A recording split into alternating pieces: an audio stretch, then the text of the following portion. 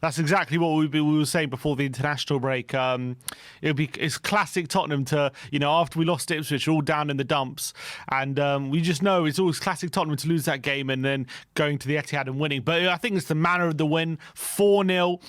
We'll get into, there's a debate, not a debate, but discussion around whether people think it's our best ever Premier League win. I think it's probably a good case for it. But look, I want to start with you, Rick, because we sat here before a couple of weeks ago. I'm not saying anything. I'm not saying anything. Don't worry, I'm going to be gentle. I'm being gentle, but I'm just saying we sat here a week ago and we were talking about where the club's going, the direction.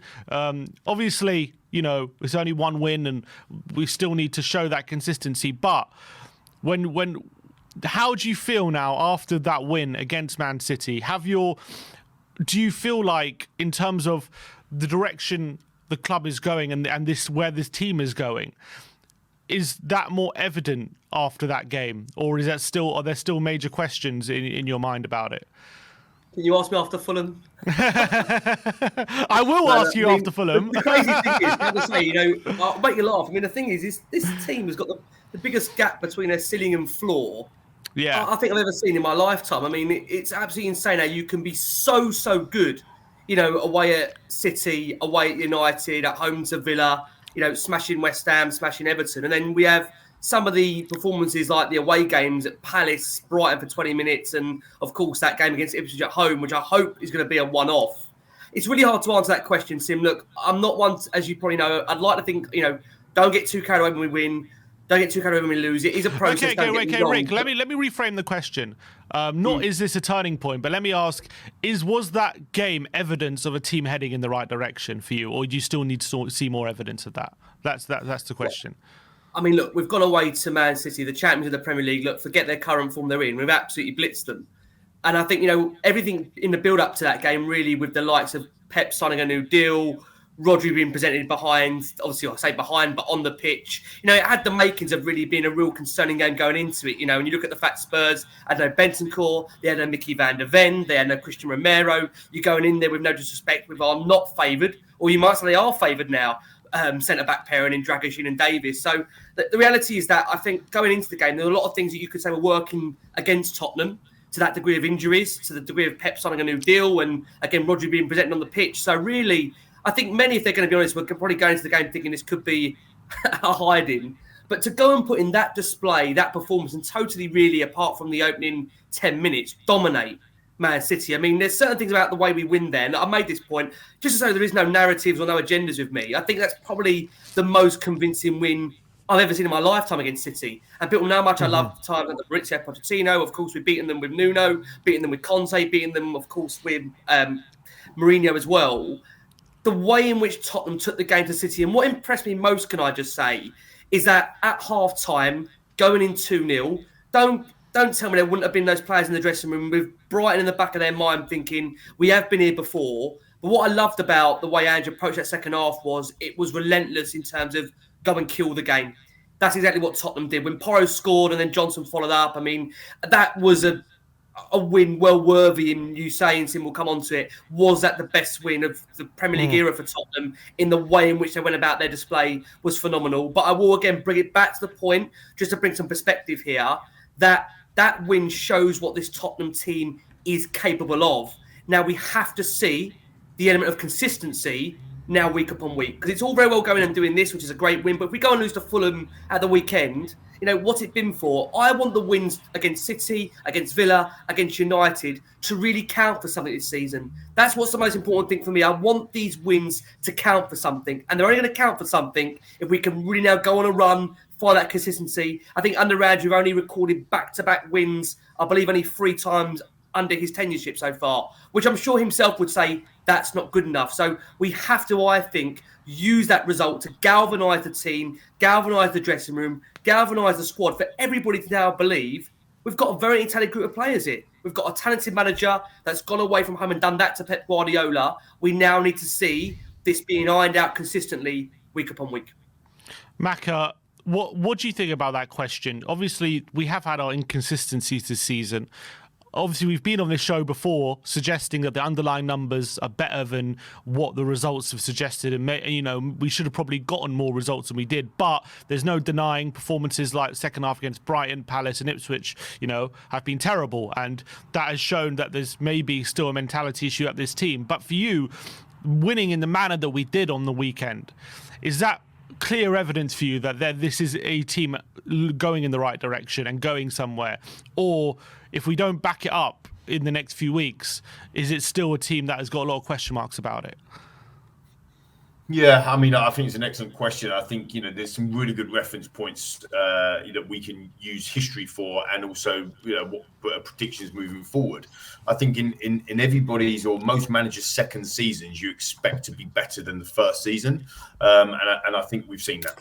And I think that we've seen in Ange's second season versus his first season, he got a lot of criticism in his first season on our show and on your show and the rest of the content providers as well, in the stands as well, because of his inflexibility or his ability seemingly not to want to change.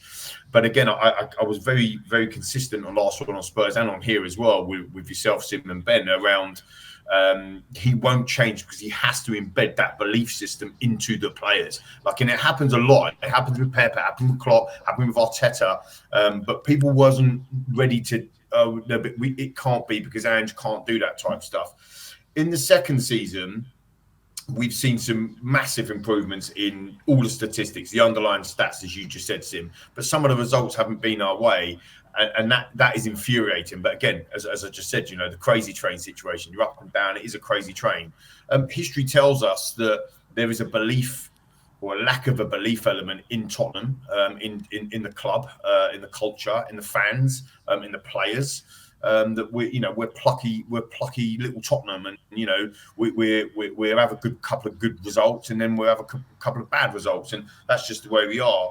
But when you look at the reference point that every time I'm on with Rick, I talk about Poch and he talks about Poch. When you look at Poch's second season, in this moment in time, we're 2 points behind where Poch was in his second season after 12 games. And we'd already had a 1-1 draw with Leicester, a 0-0 with Everton, a 2-2 with Swansea, a 2-2 with Stoke. So when you look at Stoke and you look at Swansea and you look at Everton, it's the same. And what the point I'm making is it's not a Tottenham thing. This is a second season thing. It's the manager is now starting to try to change. And we didn't really get a massive level of consistency in Poch's second season until match day 15, 16, 17 or so. And that's starting to come. And even then, we still lost to Newcastle at home. Now, Newcastle losing to Newcastle today is very different to losing Newcastle 8 years ago because they were shit. Excuse my language. Sorry, they were shocking. So that's probably as bad as losing. They got relegated that year. Yeah. Yeah, probably. No, actually, that's Sissoko, didn't they? Who scored they beat us 5 on the last day. Exactly. Yeah, they got out, but they're already relegated. I remember. Yeah. Oh, they got relegated. Yeah, they did. Yeah. Exactly. Well, there you go. Sorry, buddy. Yeah, sorry. Yeah, so they did get relegated. So, but we had some good results along the way, like a 1-1 at the Emirates, and a 0-0 with Chelsea. And again, the history tells us that we smashed West Ham 4-1 at home. Then we drew 0-0 with Chelsea, thinking, here we go. And then guess what? We drew 1-1 with West Brom. So again, people forget that is the reality, because I'm showing you statistics from the Blue Book, because of course, wherever I go, the Blue Book is here. But statistics from the Blue Book, and actually showing you that this is a progression thing. So is it a turning of the corner? I don't think there is a corner to turn. When you're on the crazy train of Tottenham Hotspur, there's no corners. There's bends and there's ups and there's downs, but there's no corners. So I don't think it's a corner turn. But what I think is it's another feather in the hat of the belief system, which is so important, in my opinion, to be successful, not only with the players and the manager and the staff, probably more so with the fans. Can we get behind this team? Can we get behind these players? Because look, make no bones about it, and no one needs me to tell you this. There will be a terrible result around the bend. There will be another one that makes us dip, and it might be a loss to Bournemouth. And everyone will go, we should be beating Bournemouth. They're a joke. But Bournemouth Bournemouth are a really good side. So, you can see the Premier League table today. Everyone's bunched up, one win away from third or one win away from 14th. So, that shows that it's quite open. So there's going to be more bumps along the road. But I think what Spurs need to do in order to be able to turn that proverbial corner or get around that train track bend is to stop losing in certain situations that, against the Palaces and the Ipswiches and whatever. And Dr. Tottenham coming out. There's no draws. I think we've had one draw, have we? Which was against one Leicester. Draw opening day, yeah. Right. And when you look at Poch's second season, again, just as a reference point, his second season, along the project, he had loads of draws, along that way. So it was almost like, if we can't win the game, don't lose it. And I know that was a Conte thing. So look, would a draw against Ipswich have made any difference to my mood personally? I was in the stadium. No, I was really, really, I don't want to say down because that sounds ridiculous, but I was really annoyed, really annoyed and disappointed with our performance. But it seems like we're getting up for these big games and we're not getting up for the smaller games, and that is a mentality, and that is a problem. And Sim, sorry to waffle on for so long, and Rick, but I just want to point you back to a comment that I made on this very show a few weeks ago about Decky's comments. Now, Decky come out and said, and Decky's been amazing, right? Do not get me wrong, he's been amazing. Yeah. But he come out, and I'm paraphrasing a bit, and one of his comments was, when we beat Man City in the Carabao Cup, he come out and said, with City, it's personal. I've been planning this for weeks. This is before the Palace game and all sorts of stuff. And I knew we were going to play well, and I knew we were going to win. Right?